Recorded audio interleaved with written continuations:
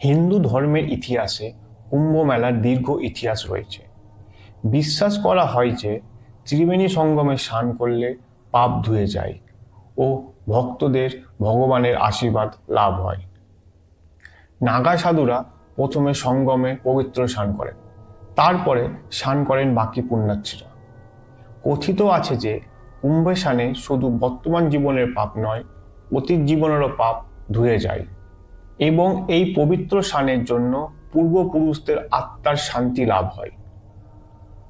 এই কুম্ভ মেলা নিয়ে রয়েছে অনেক রহস্য কথা। কি বলা হয়েছে শাস্ত্রে এই মেলার উৎপত্তি নিয়ে, তা জানাবো আজ আপনাদের।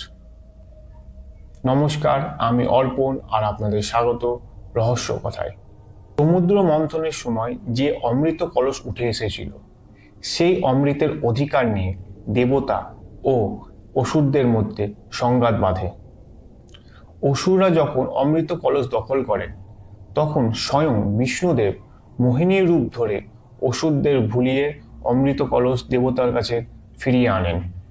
অমৃতের অধিকার নিয়ে তীব্র সংঘাত বাড়লে দেবরাজ ইন্দ্রের ছেলে জয়ন্তর হাতে কলস তুলে দেন বিষ্ণুদেব। জয়ন্ত কাকের রূপ ধরে সেই অমৃত নিয়ে উড়ে যায় এবং সেই সময় কয়েক ফোঁটা এই 4 জায়গায় পড়েছিল। এই 4 স্থানের নাম হলো প্রয়াগরাজ, উজ্জয়িনী, হরিদ্বার ও নাসিক। এই 4 জায়গাতেই কুম্ভ মেলা আয়োজিত করা হয়।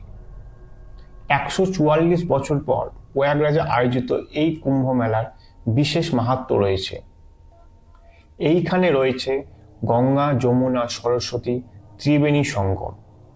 শোনা যায় যে এই কুম্ভের সময় যারা এই ত্রিবেণীতে শাহী স্নান করবেন তারা মুক্তি লাভ করবে। সাধারণত এই কুম্ভ 4 ধরনের হয়ে থাকে: কুম্ভ, অর্ধকুম্ভ, পূর্ণকুম্ভ ও মহাকুম্ভ।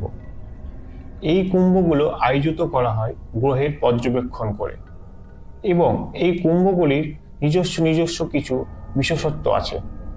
আপনাদের জানাই, প্রয়াগরাজ ছাড়াও নাসিক, উজ্জয়িনী ও হরিদ্বারেও এই কুম্ভ মেলার আয়োজিত করা হয়।